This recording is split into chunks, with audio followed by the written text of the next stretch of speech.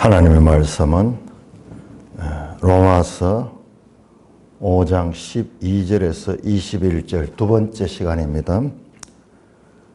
로마서 5장 12절에서 21절까지 그러므로 한 사람으로 말미암아 죄가 세상에 들어오고 죄로 말미암아 사망이 들어왔나니 이와 같이 모든 사람이 죄를 지었으므로 사망이 모든 사람에게 이르렀느니라.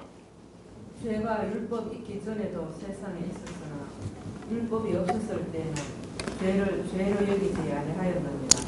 그러나 아담으로부터 모세까지 아담의 범죄와 같은 죄를 짓지 아니한 자들까지도 사망이 왕노릇하였나니 아담은 오실 자의 모형이라.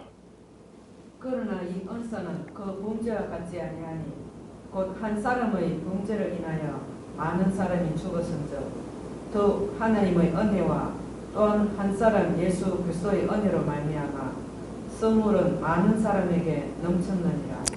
또 이 선물은 범죄한 한 사람으로 말미암은 것과 같지 아니하니 심판은 한 사람으로 말미암아 정죄에 이르렀으나 은사는 많은 범죄로 말미암아 어렵다 하심에 이름이니라.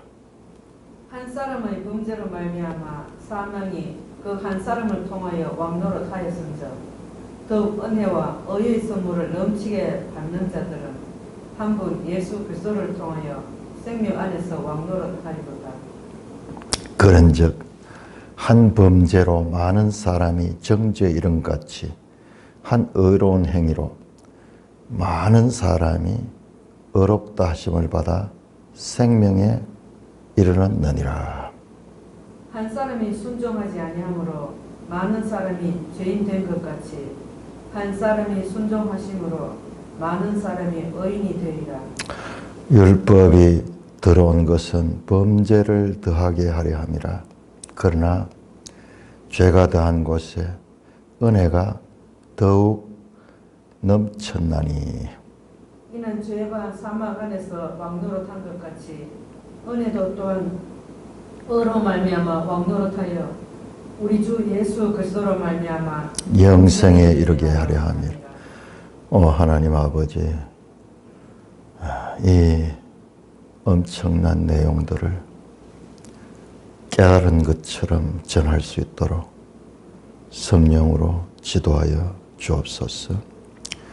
예수님 이름으로 감사하며 기도드리옵나이다. 아멘. 자, 어제 이 본문을 말씀을 드렸습니다. 자, 먼저 오늘 14절 말씀에서 아담은 오실 자의 모형이라 그랬습니다. 그러면서 내용을 보면 아담과 예수님을 대조를 하고 있죠. 그런데 라임이 맞듯이 한 사람의 범죄로 말미암아 모든 사람이 죄에 이르렀고 한 사람의 이 구원을 통하여서 많은 사람이 구원을 받게 됐다. 아담과 그리스도를 대조하면서 그리고 그리스도는 더욱 아담의 범죄보다도 더 넘치게 했다. 어제 그렇게 비유를 했습니다.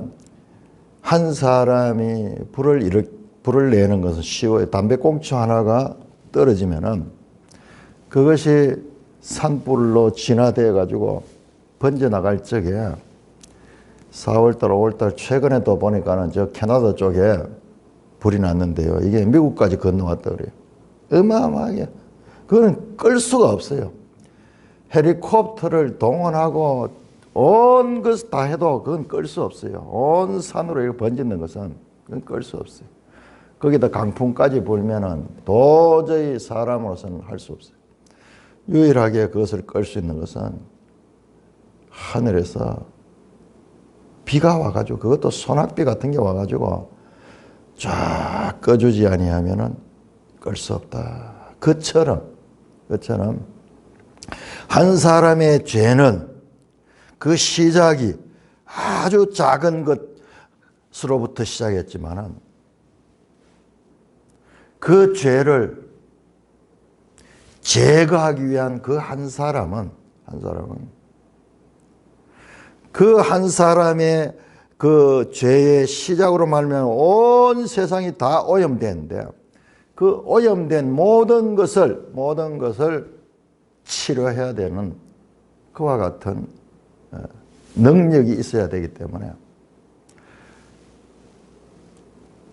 같은 한 사람으로 말미암았다는 동일성이 있음에도 불구하고 범죄한 한 사람보다는 의로 그 죄를 사하는 그 한 사람은 훨씬 더 능력이 있고 더 강한 자라야지 된다라는 말씀을 드렸습니다. 그래서 본문을 자세히 보면요, 본문에는 두 가지 원리가 나오는데, 하나는 동일성, 한 사람과 또 한 사람 예수, 한 사람 아담과 한 사람 예수가, 하나는 죄로 말미암아 온 세상을 사망에 빠뜨리면, 하나는 의로 말미암아 온 세상을 구원하시기에 이르렀다. 자, 여기 또 조금 믿는 자마다 구원받습니다. 이게 자칫 잘못하면 만유구원론이 되는데, 만유구원론은 교회 역사 초대부터 계속 있어온 것이니 그건 이단 사상으로 흘러 들어가게 됩니다. 전체를 보면 일단 여기에서는 만유구원론 같이 보여요. 대조가 되니까는. 그렇지만은 성경은 전체로 다 봐야 되거든요.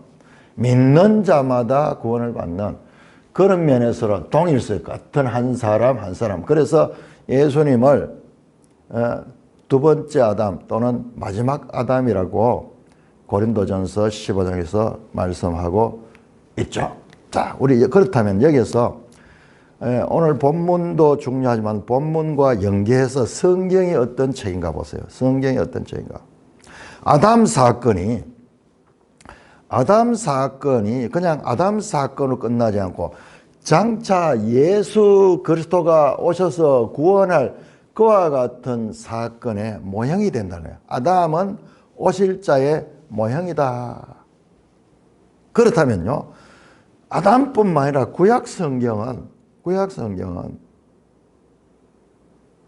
많은 부분이 신약의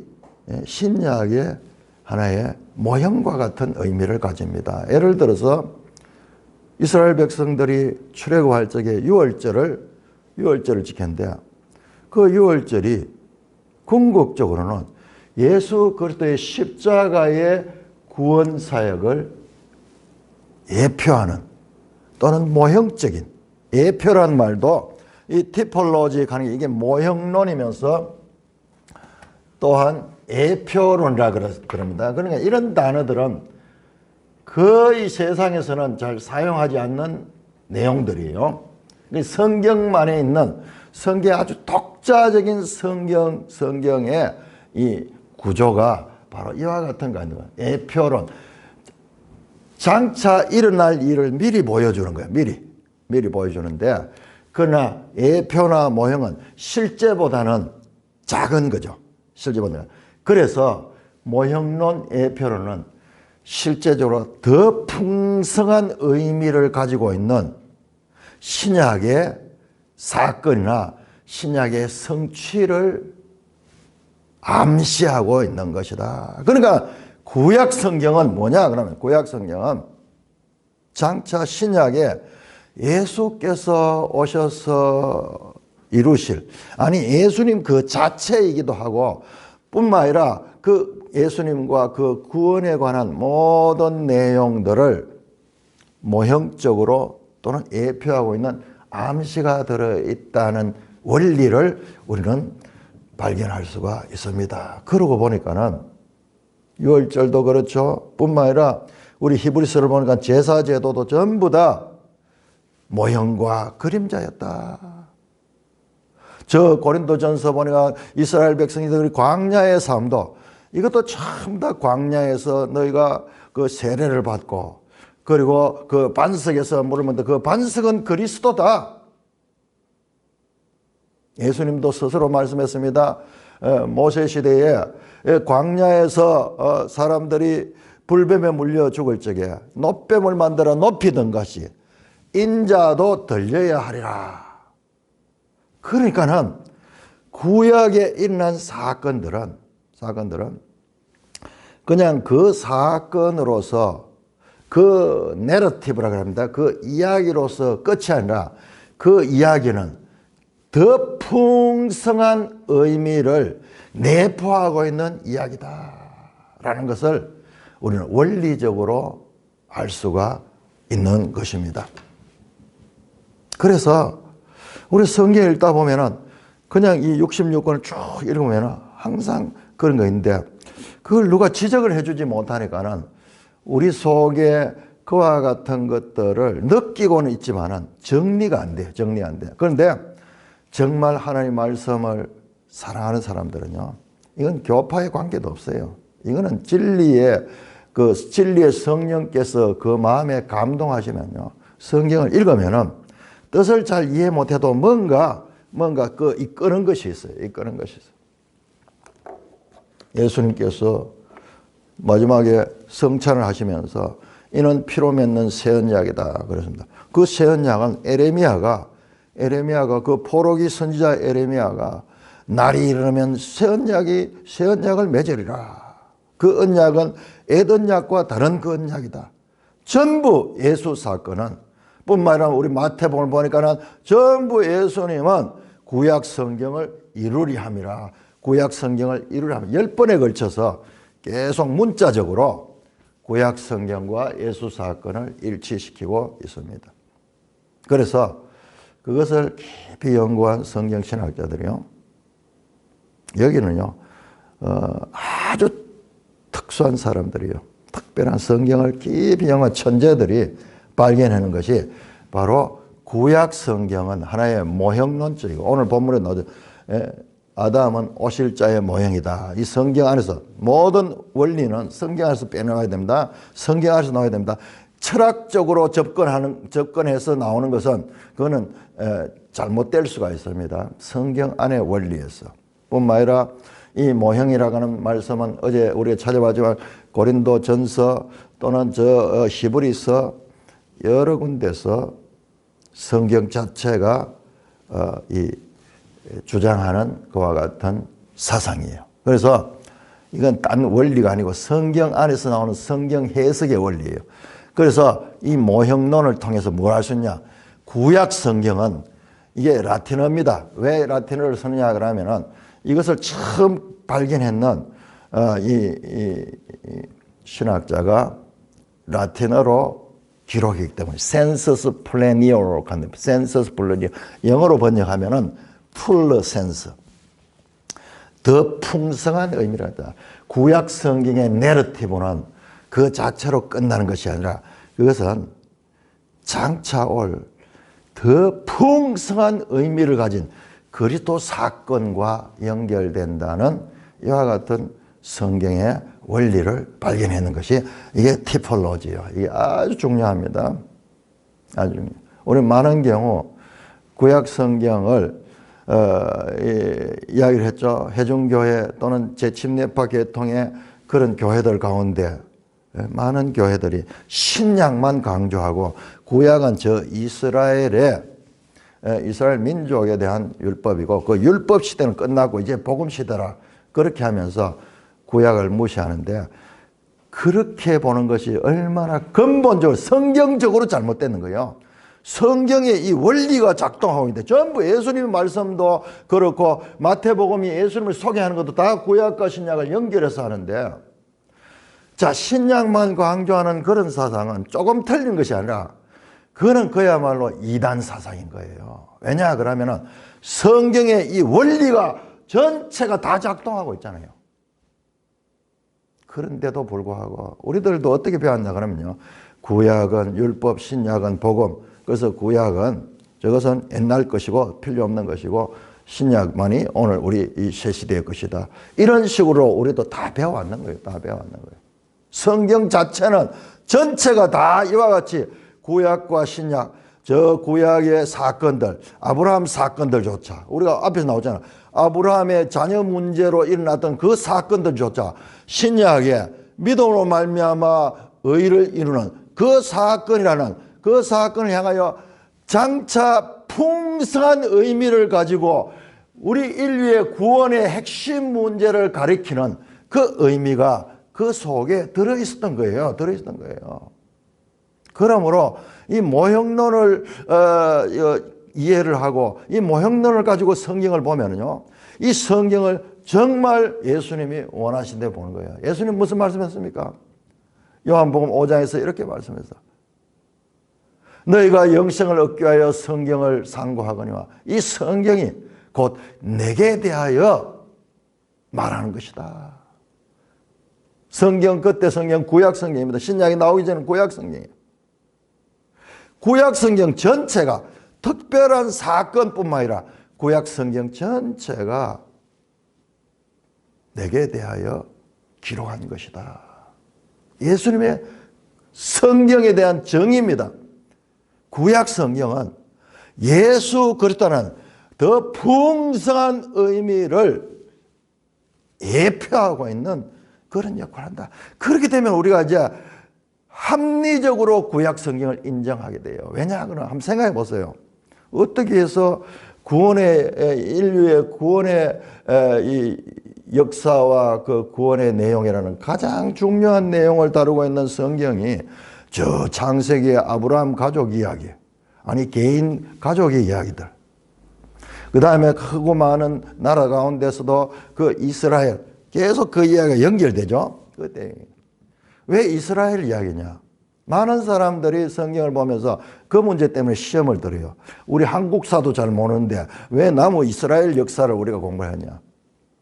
하나님은 이스라엘 나라를 모형으로 택해서 하나님께서는 하늘의 이 놀라운 구원의 의미를 깨달을 수 있는 모형으로 사용했다는 거예요. 그러므로 이것을 안다는 것은 이런 성경을 이런 식으로 신약과 구약의 연속성뿐만 아니라 이와 같은 좀 더 구체적으로 모형론적인 의미까지를 알 적에 성경을 바르게 해석하고 신약을 바르게 알기 위해서는 구약의 모형을 통해서 다시 한번 확인하는 것이 더 중요한 것이고, 뿐만 아니라 구약 성경을 볼 때도 항상 예수 그리스도 사건과 연결이 된다. 그런데 여기서 우리가 주의해야 될 것은, 예를 들어서 다윗은 예수님의 모형이라는 것은 성경 자체가 많이 인용하죠. 그러면 다윗의 삶 가운데서 왕이 되고 그리고 이 믿음으로 승리하는 그런 모습들은 그렇지만 다윗의 죄 같은 건 뭐냐? 다윗이 죄를 범하고 다윗이 말년이 아주 고통스러운 삶을, 그런 건 뭐냐?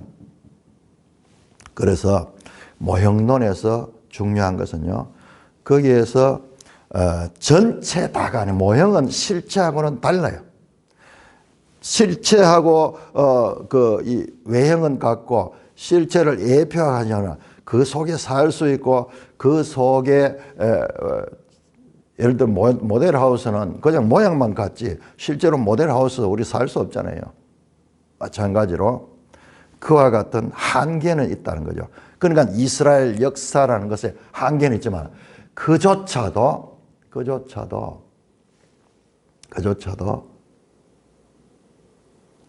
중요한 의미가 있어요. 그조차도. 제가 오늘 그 말씀을 드리겠습니다. 자, 구약 성경을 전체를 다시 한번 전체 줄거리를 한번 생각해 보세요. 저는 뭘 발견했나? 구약 성경에서 용두사미처럼 이스라엘 백성들을 하나님께서 아브라함 때부터 택해가지고 모세 때 법을 주고 그 다음에 애굽에서 출애굽시켜가지고 홍해를 건너고 광야를 건너서 가나안 땅에 들어가지고 이스라엘 나라를 만들었잖아요. 어마어마한 출발이잖아요. 이 성경에 이 11기까지 이야기잖아요. 그래서 거기에서 나라를 세우고 왕을 세우고 그랬잖아요. 근데 결론이 뭐냐 그러면은 결론이 바벨론이라는 강대한 나라에 의해서 멸망하는 거예요. 멸망하는 거. 나중에 그 포로에서 다시 돌아와가지고 뭐 돌아오지만 그 이야기는 허지부지하잖아요. 느헤미야, 에스라에서 잠깐 언급하지만 훨씬 그 이야기는요 허지부지돼요. 허지부지. 잠깐 큰 스토리는 저렇게 아브라함 통해서 이스라엘 나라를 시작했지만 이스라엘 나라가 망했는 이야기가 구약 성경의 결론이에요. 구약 성경에 맞추면 그거예요. 그러니까 구약 성경은 신약 성경을 기다리고 있는 거예요. 그래서 제가 그 이야기를 했어요.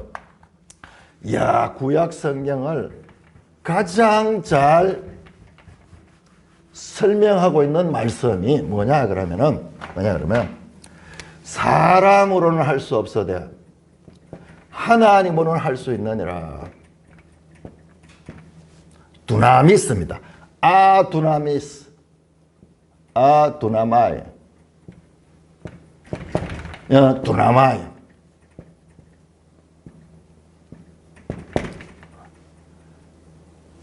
전혀 뜻밖의 성경을 읽는 가운데 이 말씀이 쭉 마음속에 자리 잡는 거예요. 구약 성경 전체를 압축하고 있는 말씀이 그렇다. 그러니까는 아까 전에 말씀했죠. 다윗의 좋은 면은 그리스도의 예표가 되지만 다윗의 악한 행동들, 다윗의 죄는 그리스도와 무슨 관계 있냐? 그 또한 그리스도 이외에 인간에 대한 본질적인 의미를 우리에게 가르쳐 주는 거예요. 다윗 한 사람을 통해서도 모든 사람의 죄성을 가르치는 거예요.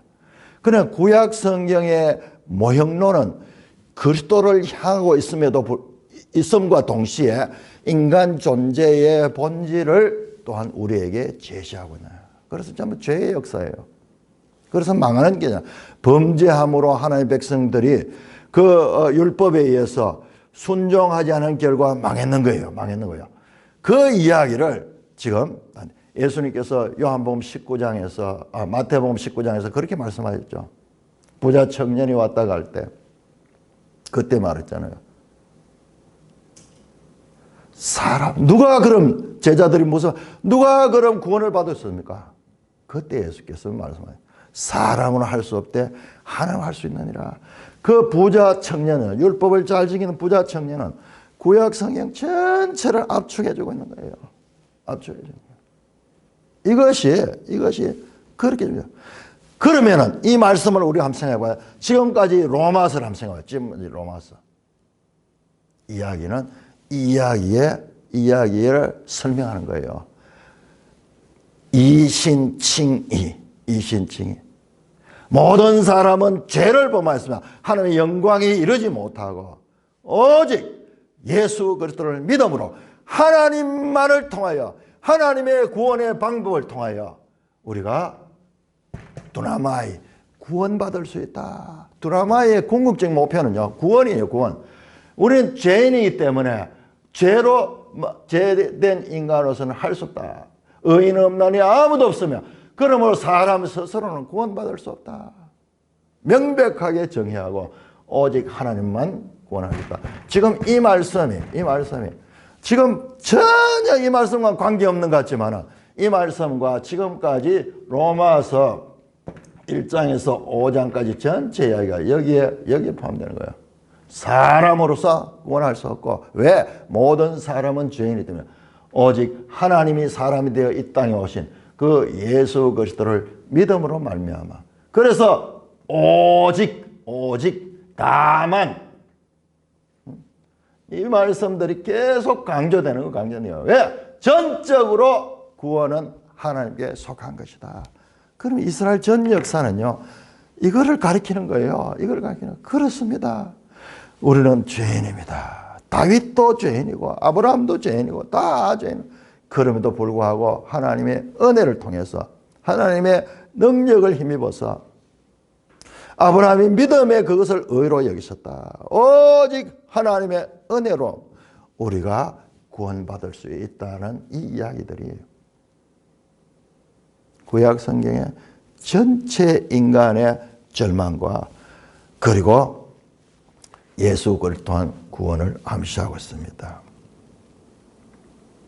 또 한 가지. 자, 오늘 우리 본문하고 연관되는데 제가 신약 성경이면 전혀 우리가 중요하지 않은 생각 그 말씀인데 우리 이건 본문 한번 찾아봅시다. 마태복음 12장 29절.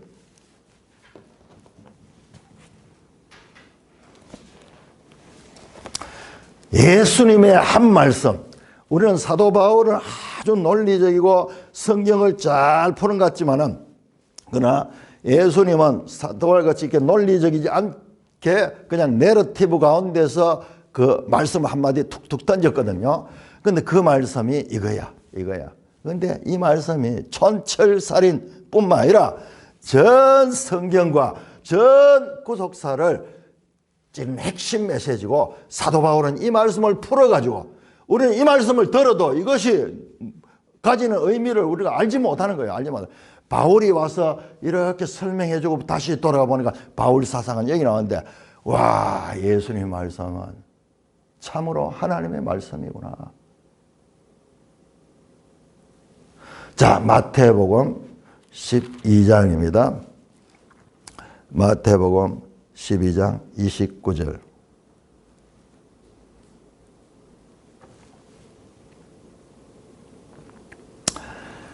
예, 29절. 사람이 먼저 강한 자를 결박하지 않고서 어떻게 그 강한 자의 집에 들어가 세간을 강탈하느냐. 결박한 후에야 그 집을 강탈하리라. 이게 무슨 말씀인지 뭐 너무 당연한 이야기잖아요. 힘 있는 사람이 내 것을 도둑질해 갔으면 그걸 빼들어 가면 내가 더 힘이 있는 사람이 도움을 받아야 되잖아요. 자, 이 말씀은 조금 그래한데요. 이 말씀은 마가복음에도 나오고 누가복음에 나오는데 누가복음이 가장 자세히 나와 있어요. 자, 누가복음 11장. 누가복음 11장 21절에서 21절, 22절. 자, 여기는 아까 그거는 강한 자한테 뺏긴 것만 나왔지만요. 그리고 해오겠느냐 그런 그 질문이었지만 여기에 예수님 말씀입니다. 이게요. 참 이것도 그렇네요.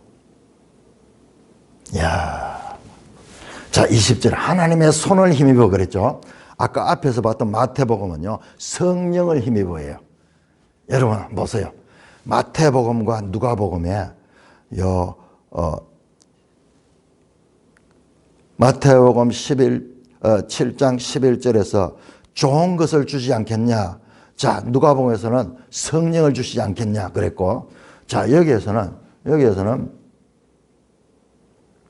누가복음 11장에서는 하나님의 손을 힘입어 귀신을 쫓아내죠. 그런데 마태복음은 성령을 힘입어 귀신.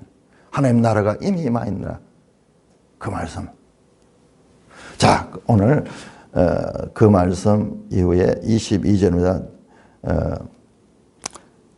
21절 강한 자가 무장을 하고 자기 집을 지킬 때는 그 소유가 안전하대. 강한 자가 무장까지 해서 그러니까 집을 지키는 거예요. 그런데 더 강한 자가 와서 그를 굴복시킬 때 그가 믿던 무장을 빼앗고 그의 재물을 막 빼앗다가 나누어 주는 거예요. 여러분 요 장면이요 구약 성경에 엄청 많이 나옵니다. 이 구약 성경이요 전쟁을 해서 승리해 가지고 그 노획물 전리품을 나누어 주는 이야기가 구약 성경에 많아요. 그게 지금 이 말씀을 향하고 있는 거예요. 전부 이게 말씀이에요. 이게 뭐냐? 자, 오늘 우리 이 말씀에서 지금 계속 나오는 것이 강한 자와 더 강한 자. 더 강한 자. 예수님께서 하신 이 말씀이 지금 사도 바울이 어떻게 지금 여기서 푸느냐 그러면은, 자, 아담과 예수 그리스도는 동일성이 있습니다. 소위 대표성의 원리, 한 사람으로 말미암아 대표성의 원리를 가는데, 그런데 여기 끝나지 않고 차이성이 있어. 차이성. 다르다 하는 거예요. 다르다.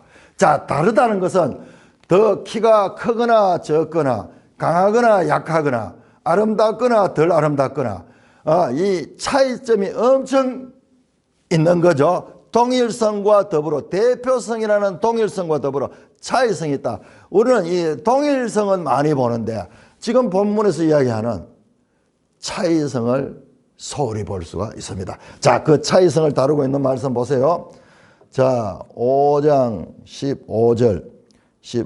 이 은사는 그 범죄와 같지 아니하니, 차이가 난다는 말이죠. 그 다음에 16절 또한 이 선물은 범죄한 사람으로 말미암은 것과 같지 아니하니, 같지 아니하다. 차이성이 있다. 차이성이 있다. 그 차이성이 뭔가? 그 차이성이 바로 이거예요. 더욱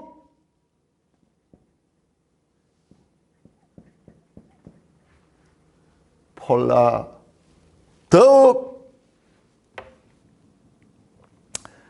폴로말론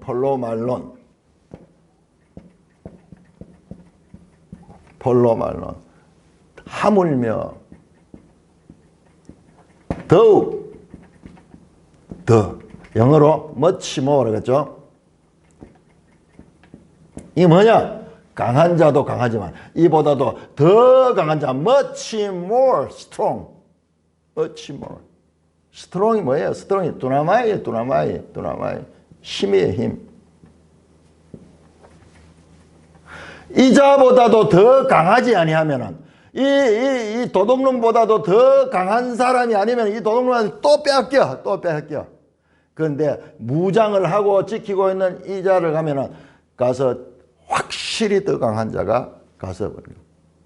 자, 산불이 났습니다. 한 사람의 실화로 인해서 산불이 났습니다. 그러나 그 불을 끄기 위해서는 수많은 부분 전체를 다 꺼야 돼요. 시작할 때는 여기지만 끌 수 있는 사람은 전체를 다 꺼야 돼요. 마치 무엇과 같으냐? 사람이 할 수 없어요. 하늘에서 소나비가 내렸어야만, 하늘의 도움이 와야만 가능한 거예요. 그렇지 않으면요, 산불 나가서 몇 년씩 탈 수 있어요. 몇 년씩 타는 경우도 있어요. 비가 와야지 돼요. 뿐만 아니라 이 차이는 뭐냐 그러면, 하나는 아담이 범죄할 때는 마치 산 위에서 돌을 굴리는 것처럼, 산 위에서 돌을 굴리는 건요, 그냥 처음 출발만 하면 지대로 굴러요. 그러나 그 아담의 범죄를 사하고 그들을 죽을 수밖에 없는 그들을 구원하는 길은 그 산 밑에서 그 돌을 굴려서 산 꼭대기로 올라가야 되는 것처럼 차이가 있는 거예요. 그러니까 이 자와 더 강한 자의 차이는 어마어마한 차이가 있다는 것을 말씀하고 있습니다. 그렇기 때문에 우리가 받은 구원은 소망이 있는 거예요. 아무리 이 강한 자가 의지가 있어도 이 강해도 더 강하지 아니하면 더 강하지 아니하면 해결할 수 없는 이 큰 문제를 해결할 수 있기에 넉넉히 더 강하다는 것을 가르쳐 주는 거예요. 그러니까는 이게 뭐예요? 이 구원론에 있어가지고 하나님으로 말면 이 구원은 그렇게 확실하고, 그리고 우리 하나님은 그 모든 것을 능력 있게 할 수 있는 분이라는 것을 지금 아담과 동일성을 이야기하면서 그 차이성을 통해서 말하기 때문에, 그래서 말씀드렸듯이 더욱이라는 단어가 반복되어서 나오는 것입니다. 15절도 보세요. 15절. 이 선물은 한 사람으로 말미암은 것과 같지 않으니, 선물은 하나님께 속한 것이고요, 심판은 죄 아담에 속한 거예요. 심판은 한 사람으로 말미암아 정죄에 이르렀다. 은사는 많은 범죄를 의롭게 한다. 그 말씀이죠. 은사, 이거는 카리스마, 은사, 선물, 이 전부 이건 그리스도로 연결되는 내용들입니다. 자, 그래서 지금 말씀을 합니다. 더욱 강하다. 17절입니다. 17절, 한 사람의 범죄로 말미암아 사망이 그 한 사람을 통하여 왕노란. 자, 지금부터 사도 바울이 쓰는 단어에 우리가 주의를 합니다. 자, 사도 바울은 계속해서 많이 쓰는 단어가요.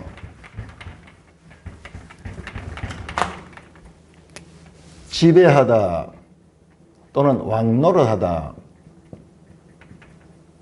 또는 종노릇하다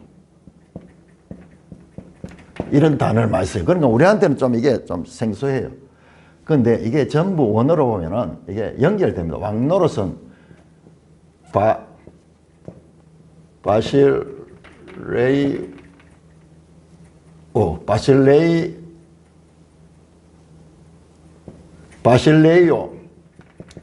바실레이아 그러면요. 이게 뭐냐 그러면 이게 나라예요. 나라. 그러니까 지배하다, 통치하다 이게 전부 다 바실레이오스 나옵니다. 뭐냐 하면 왕이잖아요. 이 왕이라는 말이거든요. 왕이 뭐 하는 거예요? 왕의 역할이 통치하는 거잖아요. 왕의 역할이 지배하잖아요. 반대로 종노릇은 지배를 당하는 입장이죠. 다시 뒤에 보면 다시 주장한다 하면 제가 너희를 주장하지 못한 주장, 이것도 단어가 이거예요. 그러니까 우리가 하나님 나라 갈 때 바실레이아 토테오 이 말씀이 중요한 거예요. 그래서 하나님 나라는 공간 개념이 아니고 통치 개념이다. 지금 우리가 하나님 나라가 내 속에 임했다. 어떻게? 하나님의 말씀이 나를 통치하고 성령이 나를 통해서 주장하면은 이미 여기에서 하나님 나라가 이루어졌는 거예요. 이 개념을 이해를 못하면은 성경에 나오는 그 천국 개념, 나라 개념에 대해서 이해할 수 없는 거예요. 궁극적으로 이 개념이에요. 그래서 왕노를 한다, 종노를 한다, 지배한다, 주장한다. 이것들이 전부 이런 통치 개념과 연결되어 있다는 것을 우리가 이해하면은 해석이 막히지 않습니다. 한 사람의 범죄는 사망이 그 사람을 통하여 왕노하고, 반대로 사람은 종이 됐죠. 사망이 왕이 됐으니까는 사람은 그 사망의 종이 됐죠. 계속 이런 비교 관계, 대조 관계를 통해서 이해를 하면은 훨씬 이해가 쉽습니다. 더욱, 자, 여기 보세요. 더욱, much more. 최상급 비교예요. 최상급 비교. 이게 바로 하물며 사망이 그렇게 됐다 그러면 하물며 은혜와 의의 선물을 넘치게 받은 자들은 한 분 예수 그리스도 생명 안에서 왕노한다. 더욱더 생명 안에서 왕노하는 생명의 지배를 받는 그 그리스도 안에 그와 같은 새 생명이 더 크다. 그 말이에요. 자, 여기서 우리가 빠졌는데 다시 이 본문에 돌아갑시다. 15절도 15절. 여러분들 15절을 보시면요. 깜짝 놀랍니다. 우리 한글로 기록되어 있다 해서 다 읽는다고 아는 게 아니에요. 자세히 상고해야지. 상고해야 되는데, 자, 15절에 보시면요. 그러나 이 은사는 그 범죄와 같지 아니하다. 자, 은사, 선물, 은혜, 요 전부 다 그리스도와 관계됩니다. 그리스도와 관계되고, 요 원어적인 차이들을 설명하려고 하면은, 그리고 이게 카리스마, 이게 도래, 그리고 그런 차이들이 있어요. 단어상으로. 자, 그 다음에 심판,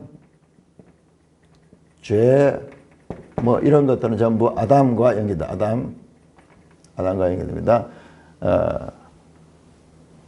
자, 그런데 이 아담은 이 심판을 가져오겠죠. 자, 14절 보시면은 아담부터 모세까지 15절이죠. 은사는 범죄와 같지 않으다. 자, 이 은사와 죄를 대조하면서 같지 않으다. 차이점이 있다. 은사와 죄의 차이점. 자, 죄는 아담 한 사람으로부터 지었죠. 자, 이 은사는 보세요. 이 은사는 범죄와 같지 아니하다. 어떤 차이가 있는가? 곧 한 사람의 범죄로 인하여 많은 사람이 죽었은즉. 보세요. 그 다음에 더욱 훨씬 더 크게 예수 그리스도의 은혜로 은혜로 말미암은 선물은 많은 사람에게 넘쳤다. 자, 더욱 하나님의 은혜와 또한 한 사람 예수 그리스도의 은혜. 자, 이 은사는 자, 죄는 이 범죄는 아담 한 사람으로 맞지만은, 자, 이 은사는 또 한 사람 예수 그리스도인데, 예수 그리스도가 나오면서 하나님의 은혜와 또한 예수 그리스도의 은혜.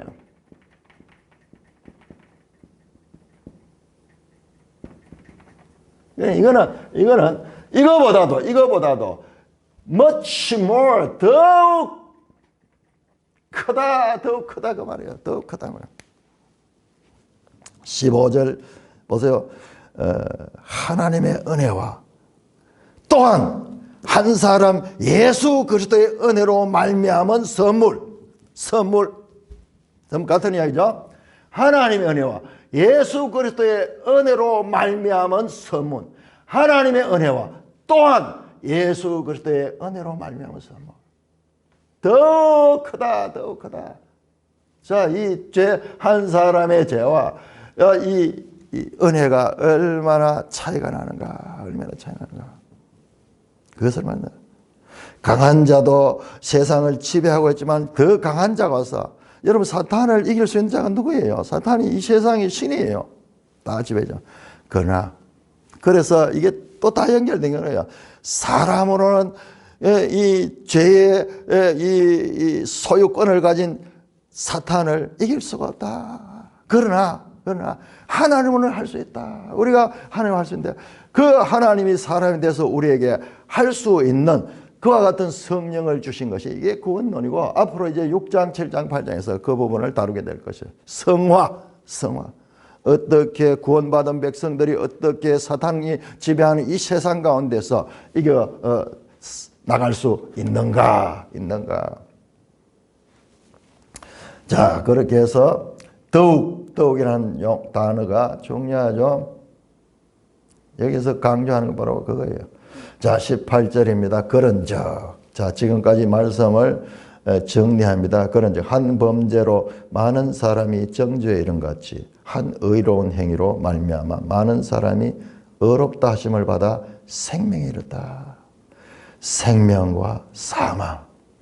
17절은 사망이 왕노했지만 더욱 은혜와 의의 선물을 넘치게 받은 한 분 예수 그리스도를 통하여 생명 안에서 왕노를 한다. 자, 이 말씀도요, 17절 말씀도 단순한 대조 같지만은 대조이면서 큰 차이성이 있어요. 동일성과 차이성이 있습니다. 언뜻 보면 둘 다 왕노릇, 사망, 은혜, 뭐 이런 차이가 있는 것 같지만요, 아니에요. 보세요. 사망이 그 사람을 통해서 왕노릇했죠. 그럼 사람은 어떻게 됐습니까? 자, 사망을 통해서 사망은 왕이고 사람은 종이잖아요. 자, 사망은 왕이고 사람은 종이 되었습니다. 자, 그런데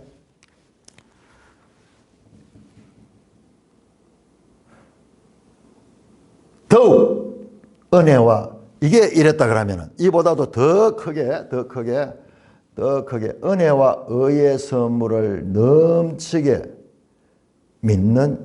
넘치게 받은 자들.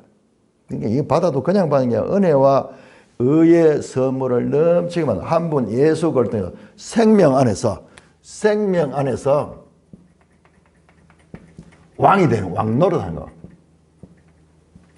자, 이거는요, 여기에서는 사망이 왕이고 사람은 종이었지만, 여기에는 사람이, 여기, 생명 안에서 왕 노릇하게 되는, 왕 노릇. 사람이 종이 되는 뜻은. 그러니까 이 차이를 봐요, 이 차이를. much more, 더욱더, 폴로말론. 제가 이 단어를 이렇게 강조하는 이유를 아셔야 돼요. 이거 지금 이야기는요, 지금 얼마나 이걸 강조해. 굵은 글씨로서가 더욱, 죄와 사망의 권세와 의와 생명과 의의 하나님의 권세는 비교할 수 없이 더 하나님의 사랑이 더 크고 은혜가 더 크다. 그래서 우리가 소망이 있는 것입니다. 18절입니다. 그런즉 한 범죄로 많은 사람이 정죄에 이른 같이 한 의로운 행위로 말미암아 많은 사람이 의롭다 하심을 받아 생명에 이르렀다. 19절도 다시 한번 정리합니다. 한 사람이 순종하지 아니하므로, 같은 이야기도 범죄로 말하며 순종하지 아니하므로 많은 사람이 죄인 된 것 같이, 앞에서는 정죄에 이른 것 같이, 이제 죄인 된 것 같이, 한 사람의 순종하는 많은 사람이 의인이 되리라. 한 사람이 순종하심으로 많은 사람이 의인이 된다. 아담과 그리스도를 대조하며 대표성의 원리를 적용하고 있습니다. 자, 그러면서 20절 넘어갑니다. 정리가 딱 됐죠. 아담과 그리스도, 연속성, 동일성과 또는 차이성. 그 차이는 얼마만한 차이냐? 상상하지 못할 차이다. 완전히 모든 죄에 빠진 사람들을 구원하고도 남음이 있는 그와 같은 두나미스가 그 속에 있는 거예요. 하나님께는 그래서 하나님의 능력이라는 말씀이 나와요. 자, 여러분 보세요. 1장 16절 보세요. 16절. 이 로마서에 제일 먼저 선포됐던 거죠. 내가 복음을 부끄러워하지 않으니 이 복음은 모든 믿는 자에게 구원을 주시는 하나님의 능력이 됨이라. 바로 이 말씀이 하나님의 능력이다. 모든 믿는 자를 구원할 수 있는 두나미스를 가진 분이다. 여러분, 구약에 나오는 기적사건들이죠.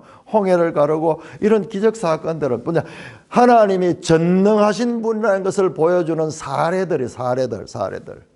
그래서 예수님이 오셔서 많은 기적을 베푼 것도 예수 그리스도와 하나님이시다는 것을, 전능하신 하나님인 것을 보여주는 예표와 같은, 그조차 모형과 같은 그런 사건이에요.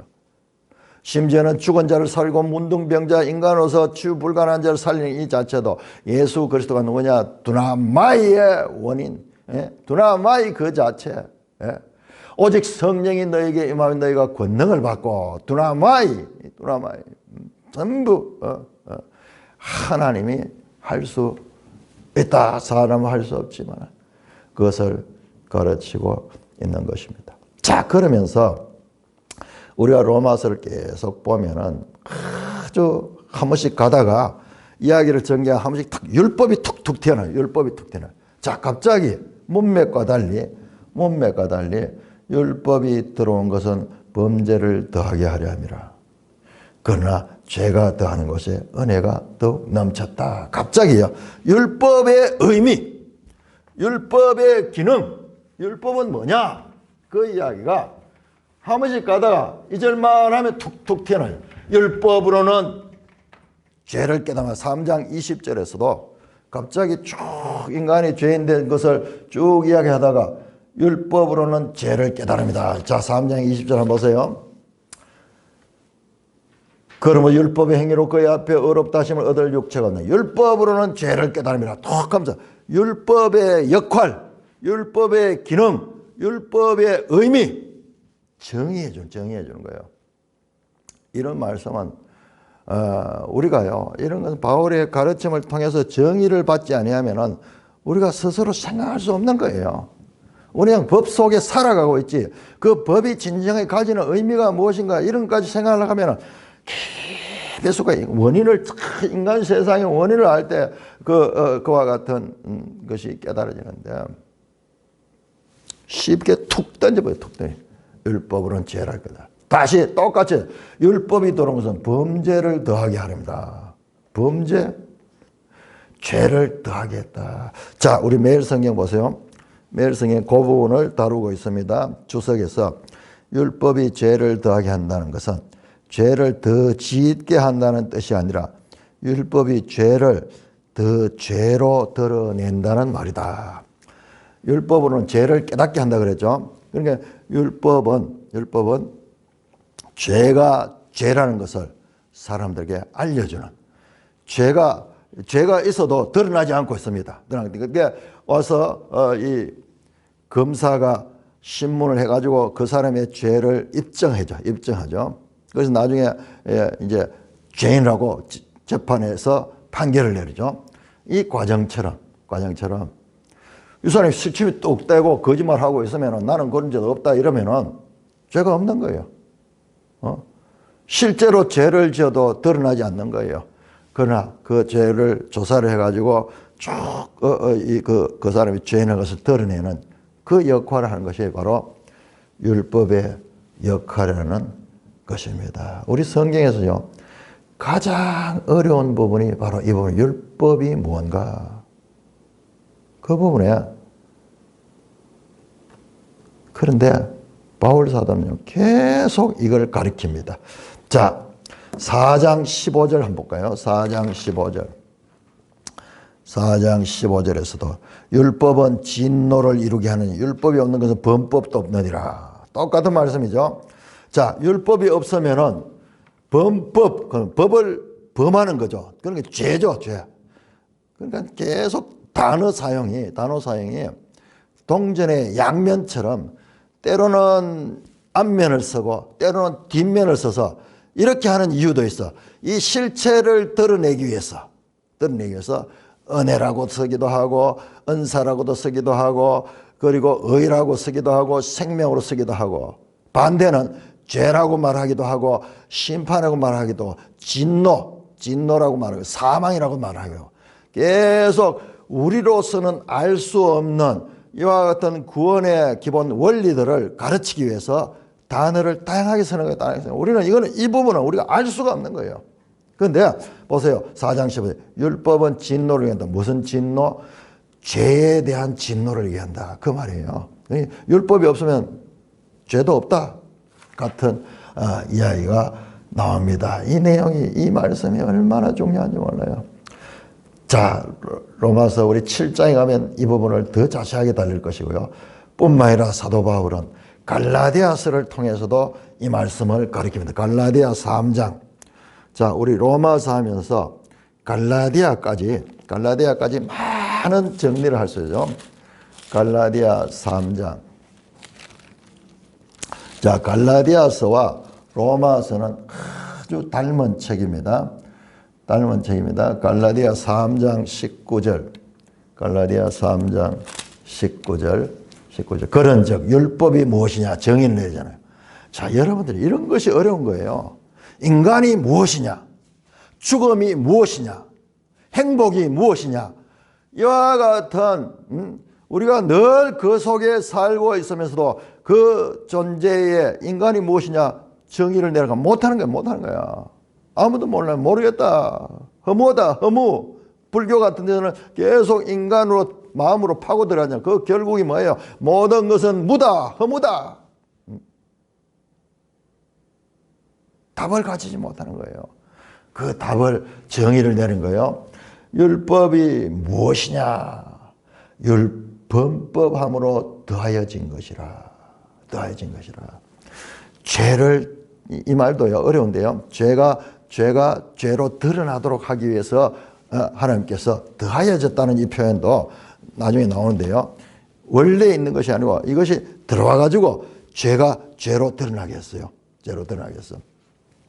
자, 이와 같이 율법의 기능에 대해서 계속 다루면서 이제 7장에 가서 이 부분을 더 자세하게 다루게 됩니다. 율법이 들어온 것은 범죄를 더하게 합니다. 우리가 쭉 읽다가도 이해가다도 이런 말이 갑자기 툭툭 튀어나오면 딱 막혀버린 거예요. 그런데 이게 간헐적으로 계속 3장 20절, 4장 15절, 그리고 지금 5장 20절, 그리고 7장에 들어가서 7장에서 앞에서 자세하게 다루고 있어요. 그런데 이 부분을 이해하는 것이 정말 우리가 이 성경을 이해하는데 중요한 거예요. 왜냐 그러면 성경은요, 법의 책이잖아요. 법이잖아요, 법. 율법이잖아요, 율법. 그래서 칼빈 같은 사람들도 법을 전공해서 법 공부를 했던 사람들이에요. 법을 했던 사람들이 성경을 이해하는데 아주 유리한 거예요. 그러나 죄가 대한 것에 은혜가 더욱 넘쳤다. abundant, 더 풍성하다. much more. 죄가 드러난 곳이야. 지금까지 이야기 전체에 뭔가 강한 자가 사탄이 와서 죄로 세상을 지배하지만 그러나 더 강한 자 하나님의 은혜가 더욱 더 much more, 더 강한 자가 은혜가 더 강했다. 결론입니다. 결론. 죄도 대단해서 우리는 죄밖에 못 보고 이 세상밖에 못 보니까 이 세상이 소망이 없고 이 세상이 절망할 수밖에 없지만 그러나 은혜, 하나님께로부터는 그 은혜가 더 크다, 더 넘쳤다. 이는 죄가 사망에서 왕노란 거지. 은혜 또한 의로 말미암아 왕노라요. 우리 주 예수 그리스도 말미암아 영생에 이르리라. 죄가 절대적인 힘을 가지고 모든 사람을 사망 가운데로 이끌어서 사망이 우리 사람들의 왕이 되고 우리는 사망의 종이 되었지만은 은혜는, 하나님의 은혜는 의로 왕노하여 우리에게 영생에 이르게 하신다. 영생에 이르다. 이와 같이 구원의 원리가 어떻게 작동되는가? 죄와 의와 은혜. 죄는 사망으로, 의와 은혜는 영생, 예수 그리스도. 여러분, 우리 창세기 3장에 나왔던 생명나무, 2장에 나온 생명나무 있잖아요. 생명나무. 그리고 3장에서 범죄한 다음에 생명나무의 길을 이 그룹 천사들이 막았잖아요. 그러니까는 그 생명이 영생. 모형론으로 연결이 되잖아요. 죄와 사망에서 왕노하다. 이게 이 세상이야. 예수 믿지 않고 살아가는 자들은 이거밖에 보지 못해요. 그러니까 이 세상은 허무하고 이 세상은 이 절망적인 거예요. 그래서 그 절망을 잊기 위해서 틈나는 대로 쾌락을 추구하고 이러지만은 그 쾌락은 또 더 큰 절망을 낳게 해요. 여러분, 마약 같은 거 해가지고 그 순간은 좋을지 모르지만 그 나중에는요, 황폐하게 되거든요. 끊임없는 허무와 죄의 반복 속에 절망하면서 아비규환 속에 살아오는 이 부조리한 이 세상, 여기서 우리에게 복음은 은혜로 하나님의 의가 우리를 통치하시고 왕노라 해서 결과적으로 우리가 왕같은 존재로서 영생에 이르게 하시는 이와 같은 하나님의 구원의 계획을 바울은 들추어내고 단지 믿을 뿐만 아니라 그 원리가 어떤 게 되는까지도 자세히 가르치고 있는 이 내용들 참으로 우리 인생에 알 수 있는 최고의 지혜와 지식이 담겨있는 내용들인 것을 다시 한번 확인하게 되는 것입니다. 찬송가 370장입니다.